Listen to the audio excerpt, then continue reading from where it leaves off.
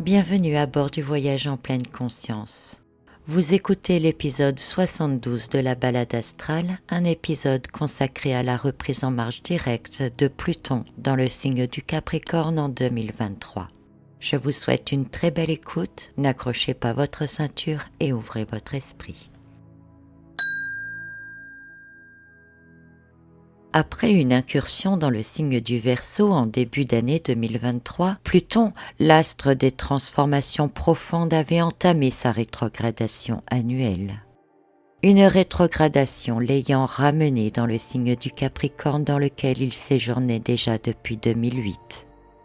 Astre le plus éloigné de notre Soleil, Pluton se déplace lentement mais sûrement, agissant comme une lame de fond qui s'en vient, repart et revient, procédant à un nettoyage complet dans les domaines du signe astrologique qu'il transite. Ainsi, avec Pluton, rien ne se fait du jour au lendemain, mais sur plusieurs années et en multiples étapes. Pluton transforme nos vies, nos croyances, nos connaissances pour permettre l'évolution et la croissance. Avec lui, tout ce qui est obsolète s'efface, se remplace, tombant même parfois dans les méandres de l'oubli. Certaines choses restent toutefois marquées dans la conscience collective ou individuelle, telles des cicatrices qui sont là, guéries dans une certaine mesure, mais pour nous rappeler ce que nous avons traversé. Peut-être pour ne pas reproduire les mêmes erreurs ou pour servir de base de fondement pour la suite en nous indiquant ce que nous devons transformer. Lorsque l'on parle de transformation profonde avec Pluton, on parle avant tout du principe de la transformation qui commence toujours par une phase de destruction puis qui devient peu à peu une phase de régénération. Et cela prend du temps. À l'échelle de la société, du monde, cela prend 240 années environ pour réaliser un processus complet. Le temps que Pluton fasse une révolution solaire complète.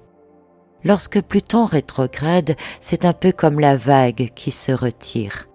Nous constatons ce que l'eau a détruit sur son passage, et nous devons intégrer ces changements. C'est une période d'intense réflexion dans laquelle l'acceptation de ce qui n'est plus doit se faire. C'est aussi une période de réévaluation, de questionnement profond, de laquelle doit ressortir la manière dont nous allons reconstruire autrement, les changements que nous allons apporter.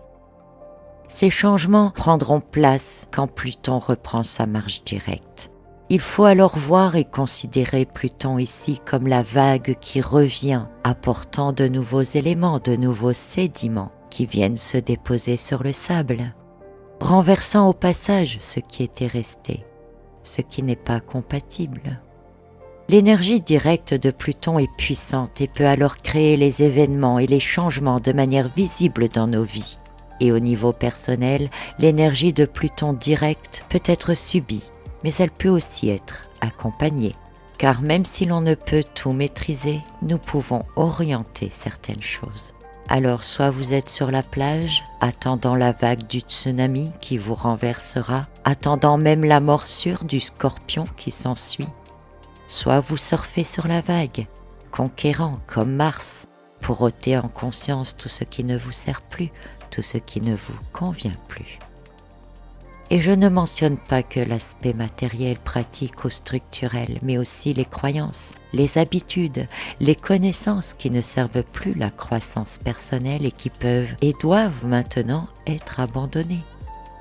Et oui, en réalité, la vague revient nettoyée par le vide pour qu'ensuite nous puissions apporter du neuf et procéder à notre transformation et évolution personnelle. Depuis 2008, Pluton est en Capricorne.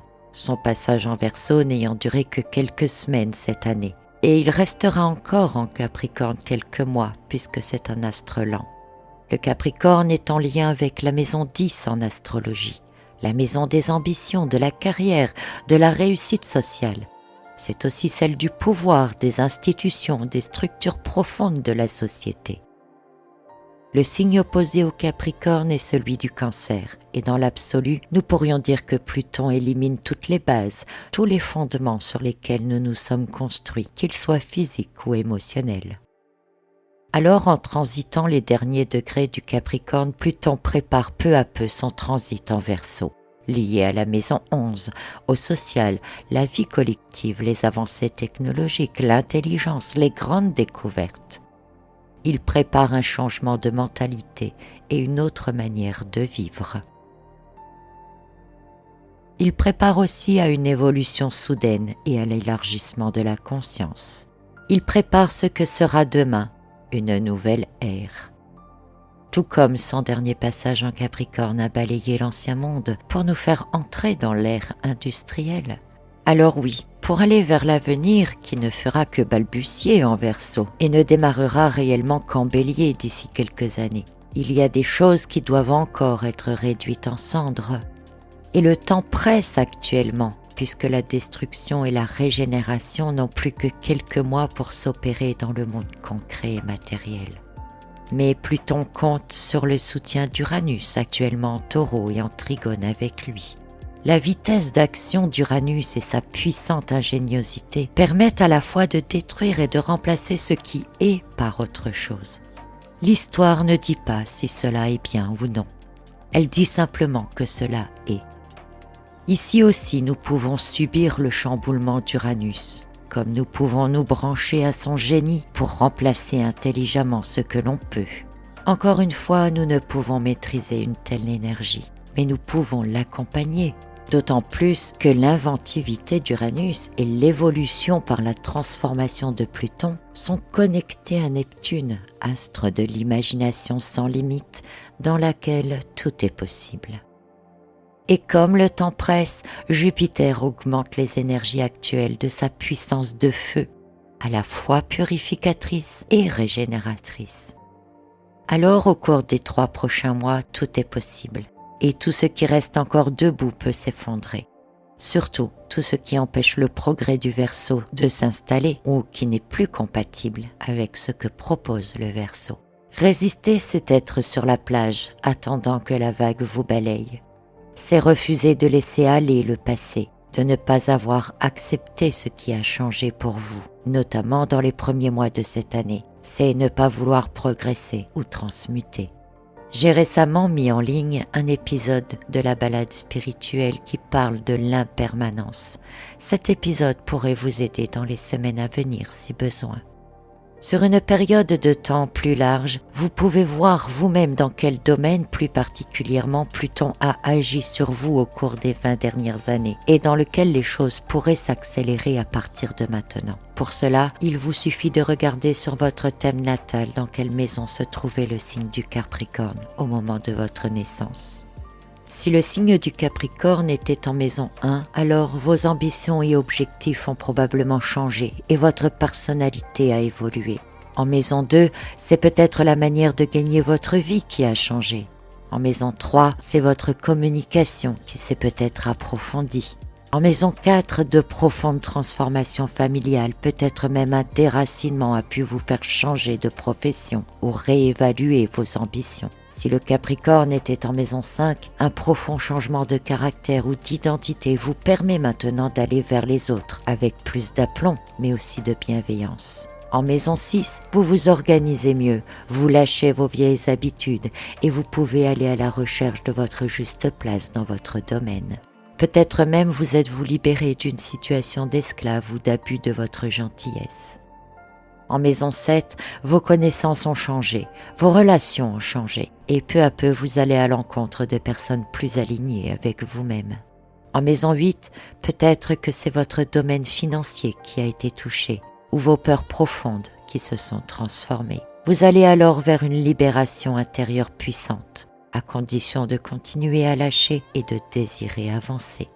En maison 9, c'est toute votre manière de penser, croire, vous exprimer qui a évolué. Les vieux schémas ont disparu, laissant place à une grande ouverture de conscience qui ne demande qu'à s'enrichir de nouvelles connaissances. En maison 10, c'est probablement votre sphère professionnelle qui s'est modifiée, obligeant à changer de travail ou à vous recycler. Vous avez peut-être longuement cherché le chemin de votre nouvelle destinée à emprunter. Sachez que vous allez vers une transformation profonde et libératrice.